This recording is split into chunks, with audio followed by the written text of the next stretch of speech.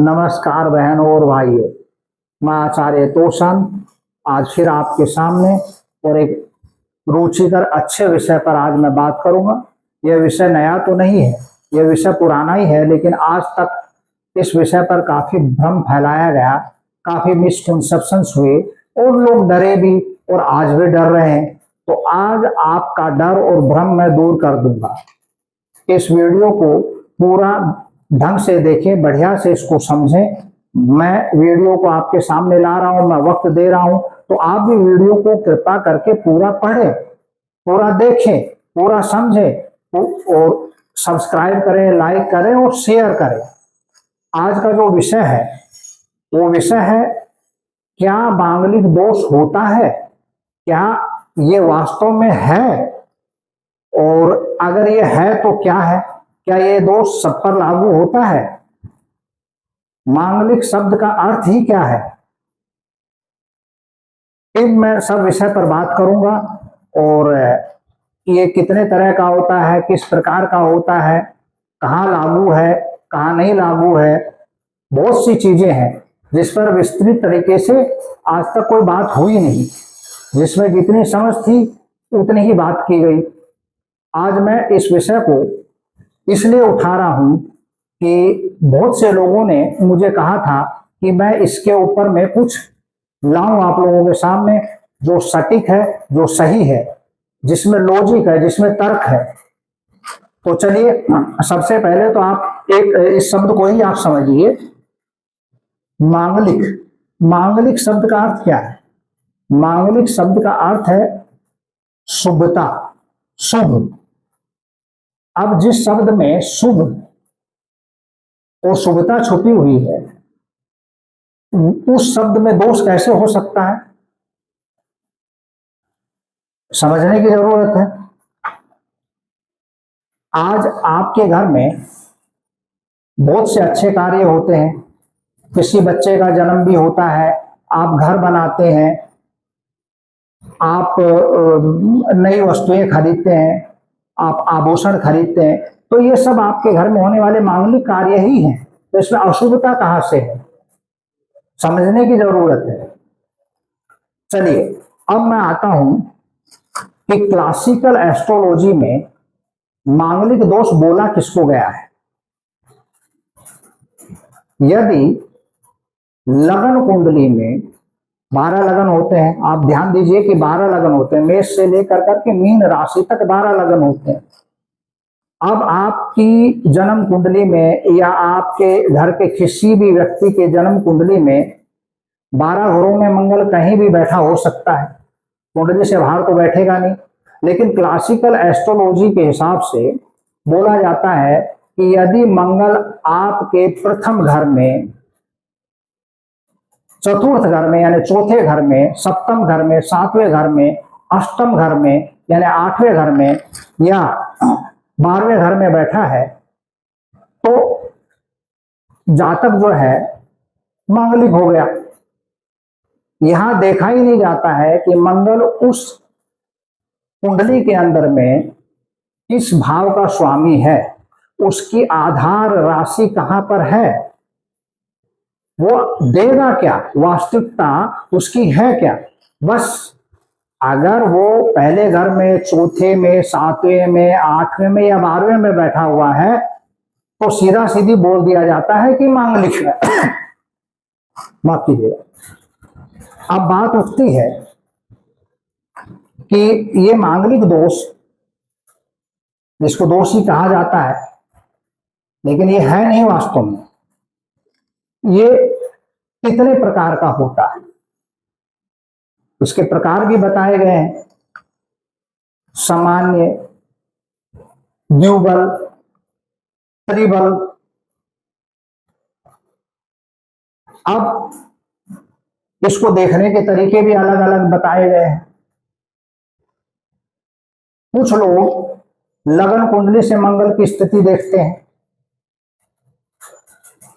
कुछ लोग चंद्र लगन से मंगल की स्थिति को देखते हैं, और कुछ लोग और ज्यादा आगे बढ़ जाते हैं और शुक्र लगन से ही मंगल की स्थिति को कुंडली में देखना शुरू कर देते हैं।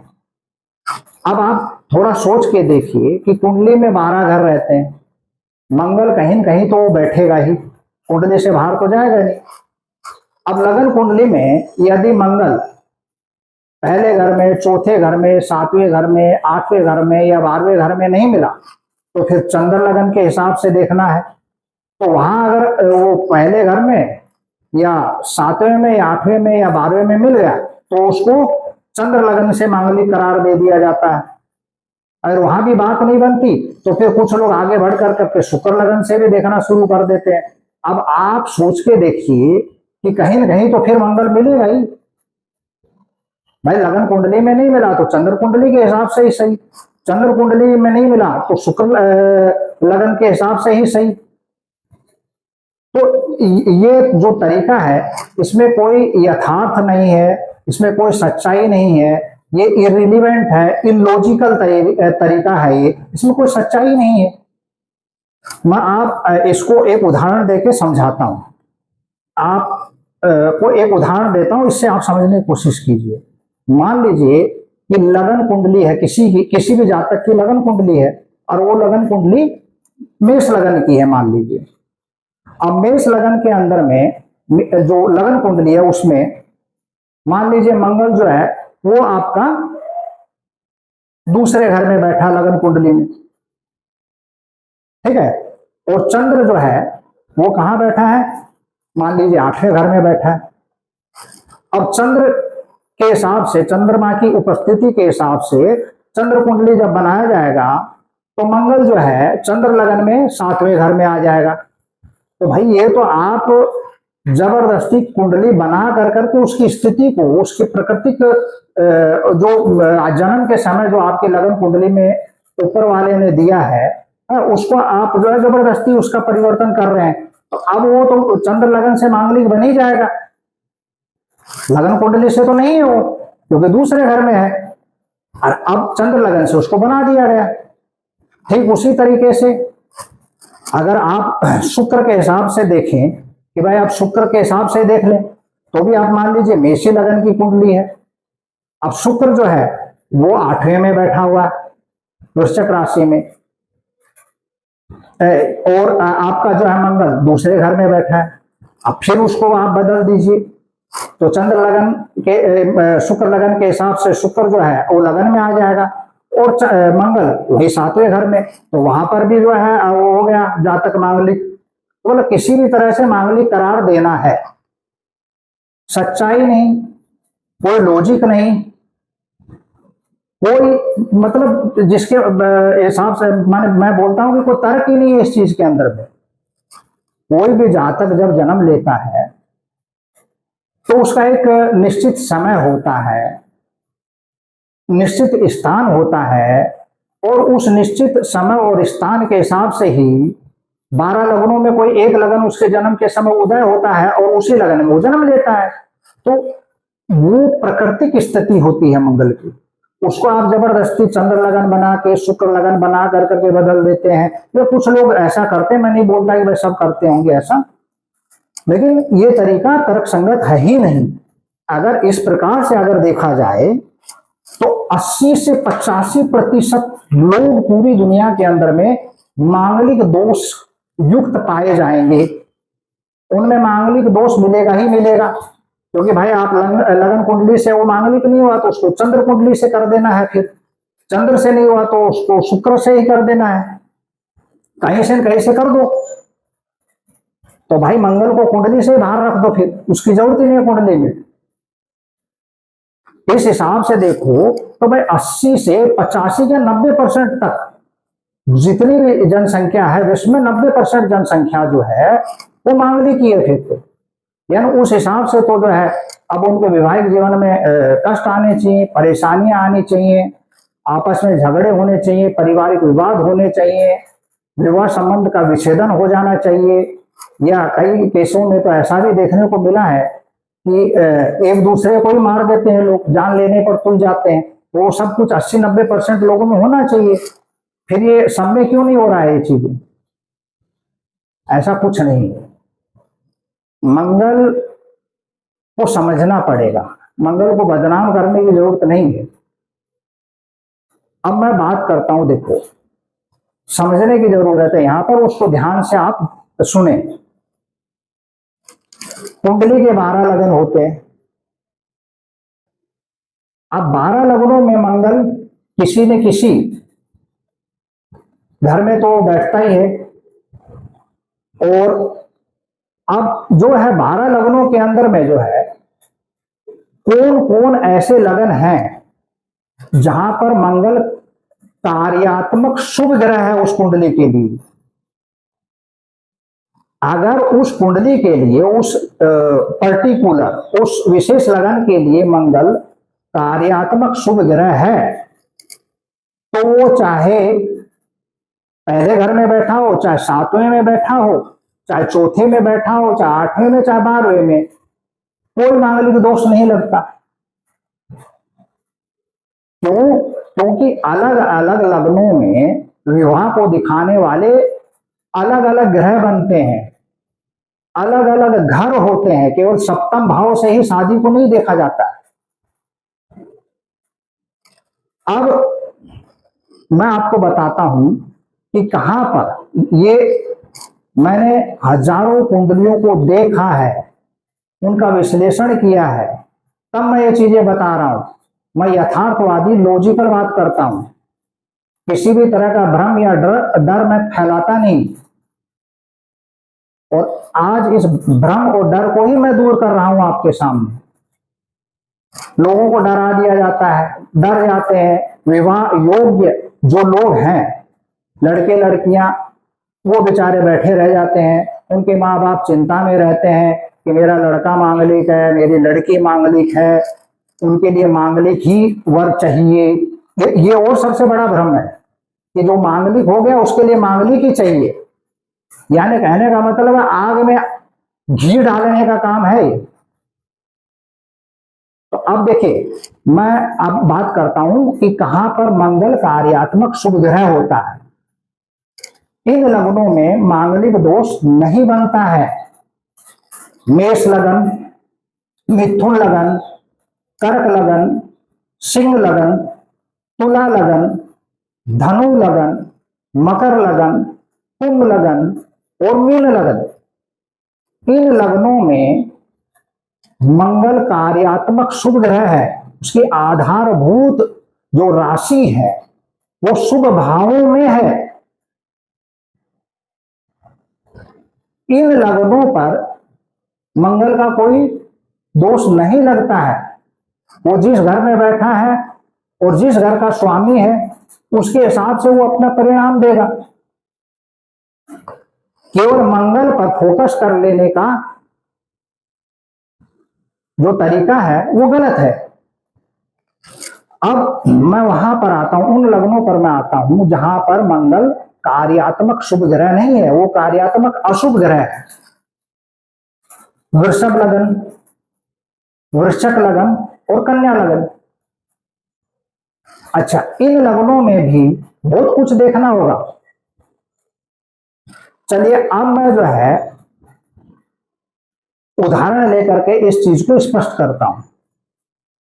जैसा कि मैंने बोला अभी थोड़ी देर पहले बोला कि मेष लगन, मिथुन लगन, कर्क लगन, सिंह लगन, तुला लगन, धनु लगन, मकर लगन, कुंभ लगन, मीन लगन में मंगल जो है वो कार्यात्मक शुभ ग्रह है। अब मैं उदाहरण लेता हूं। मान लीजिए किसी जातक की कुंडली मेष लगन की। अब मेष लगन में लगन स्वामी कौन बना? मंगल ही बना। अब चलिए, मंगल जो है उस जातक के चौथे घर में बैठा हुआ है, तो क्लासिकल एस्ट्रोलॉजी के हिसाब से वो मांगलिक हो गया। ठीक है। अब बोल दिया गया है कि भाई लड़का या लड़की जो भी है वो मांगलिक है, इसका ये करना होगा, ये उपाय करना होगा, वो उपाय करना होगा। जो मुख्य बिंदु हैं उन पर तो ध्यान ही नहीं दिया गया, उन चीजों को तो देखा ही नहीं गया। यहां पर मंगल जो है वो विवाह में कोई भूमिका निभा ही नहीं रहा है। मेष लगन में शुक्र की स्थिति को देखना होगा, चंद्रमा की स्थिति को देखना होगा, बुध की स्थिति को देखना होगा।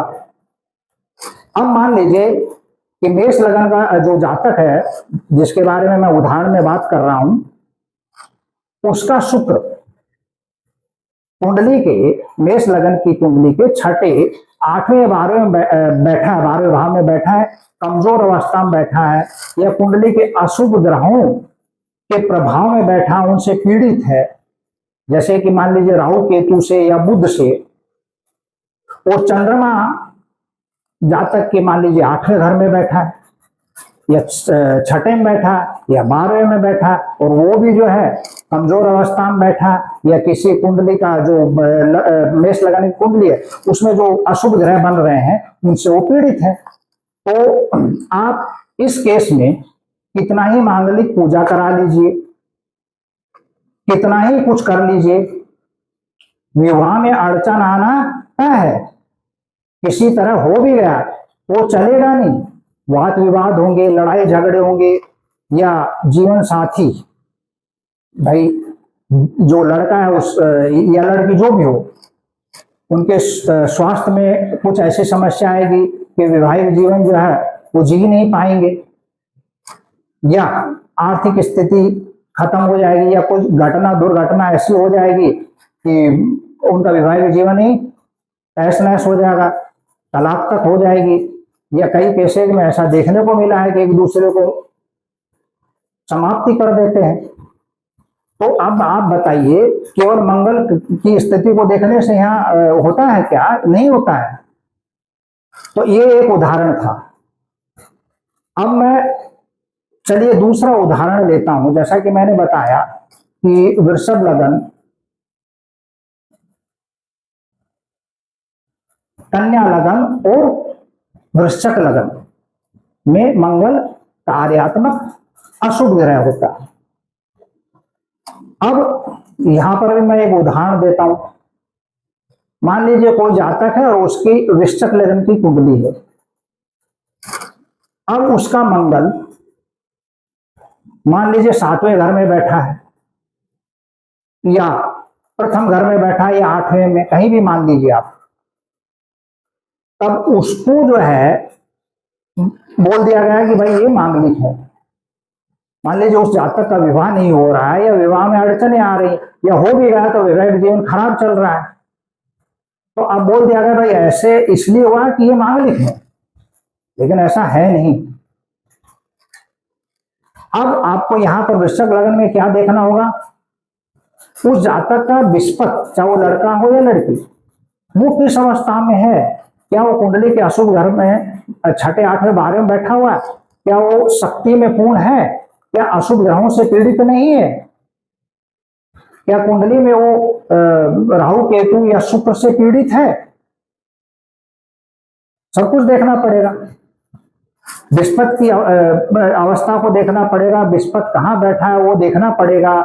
उसके बाद शनि को देखना पड़ेगा कि शनि किस अवस्था में है, किस घर में है, और नवांशा चार्ट में शनि विस्पत की क्या पोजीशन है, वो किस घर में बैठे हैं, नवांशा चार्ट के अंदर में कौन सा लगन उदय हो रहा है ये देखना है।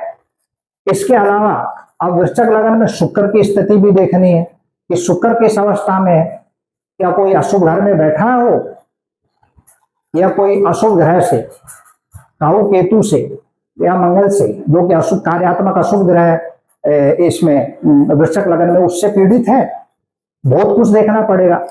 अब मान लीजिए ऐसा नहीं है, अब वो जातक जो वृश्चिक लगन का है, उसका मंगल चाहे वो चौथे घर में बैठा या 7वें में 8वें में, लेकिन उसकी कुंडली में विस्पत मजबूत अवस्था में बैठा है, शुभ घर में बैठा है, शनि मजबूत अवस्था में बैठा है, शुभ घर में बैठा है, किसी अशुभ ग्रह से पीड़ित नहीं है, और शुक्र भी अच्छे घर में बैठा है, ना तो खुद पीड़ित है ना किसी दूसरे ग्रह को पीड़ित कर रहा है। तो इस जातक को वैवाहिक जीवन में कोई परेशानियां नहीं आएंगी, किसी भी तरीके की नहीं आएंगी। नवांशा की स्थिति को भी देख लेना होगा यहाँ पर। तो ये एक भ्रम है। जब भी विवाह के लिए कुंडली देखी जाती है तो सिर्फ मंगल पर ही फोकस करना गलत है। काम दूसरे ग्रह कर जाते हैं, और दोष किसको दिया जाता है? मंगल को। तो इस स्थिति को समझना होगा। और हर लगन के लिए अलग अलग स्थितियां हैं। अलग अलग ग्रह हैं जो शादी को दिखाते हैं, अलग अलग घर हैं जो शादी को दिखाते हैं, तो चीजों को समझना होगा। अब मैं आगे बात करता हूं कि इसका जो है, जैसे मान लीजिए क्लासिकल एस्ट्रोलॉजी के हिसाब से मैंने बताया आपको कि भाई मंगल प्रथम घर में या चौथे में या सातवें आठवें बारह में बैठा तो उसको मांगलिक दे दिया गया, चंद्र लगन से मांगलिक दे दिया गया या शुक्र लगन से मांगलिक दे दिया गया, और फिर उसका उपाय भी बता दिया जाता है। कुछ लोग जो है कुंभ विवाह करा देते हैं, कुछ लोग पीपल के पेड़ के साथ विवाह करा देते हैं, कुछ लोग भात विवाह करा देते हैं, कुछ लोग शालिग्राम जी से विवाह करा देते हैं। अब आप सोच के देखिए कि अगर आप वास्तविक मांगलिक हैं तो इन चीजों से कुछ हो जान नहीं है, कुछ नहीं होगा। आपको संपूर्ण कुंडली को देखना है, उन ग्रहों को भी देखना होगा जो आपके वैवाहिक जीवन में मदद करते हैं, उनकी स्थिति को भी सही करना होगा।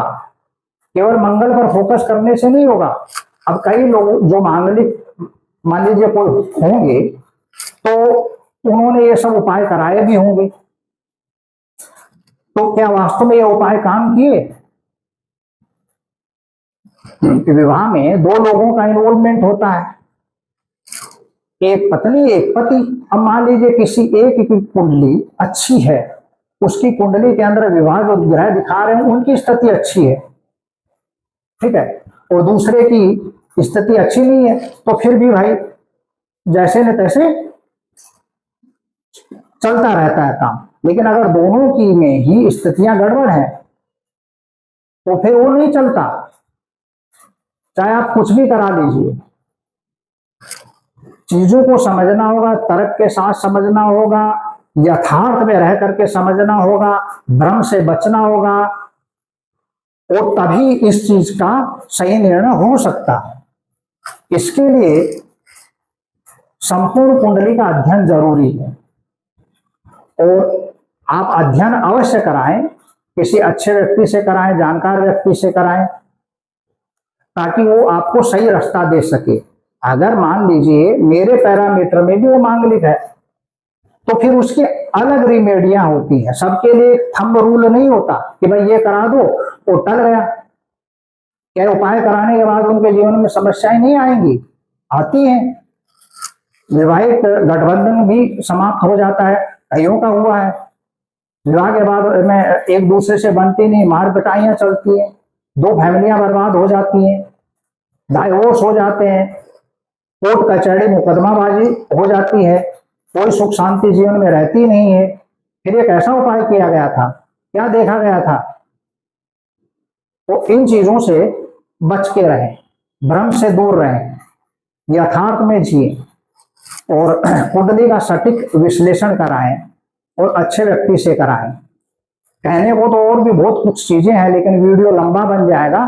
फिर भी मैंने सही ढंग से आप लोगों को समझाने की कोशिश की है, और इस वीडियो को पूरा देखें, समय दें, दूसरों को भी भेजें, और शेयर करें, लाइक करें, सब्सक्राइब करें। दूसरा जो वीडियो मेरा आने वाला है वो भी बहुत इंटरेस्टिंग आने वाला है, और वो वीडियो बनेगा क्या गुण मिलान पद्धति सही है, क्या इसमें कोई सच्चाई है, क्या ये यथार्थ को लेकर के चलती है, इस पर भी मैं बहुत इंटरेस्टिंग रुचिकर वीडियो बनाऊंगा, और जो भी भ्रम है उसको दूर करूंगा। अपना साथ बना के रखिए।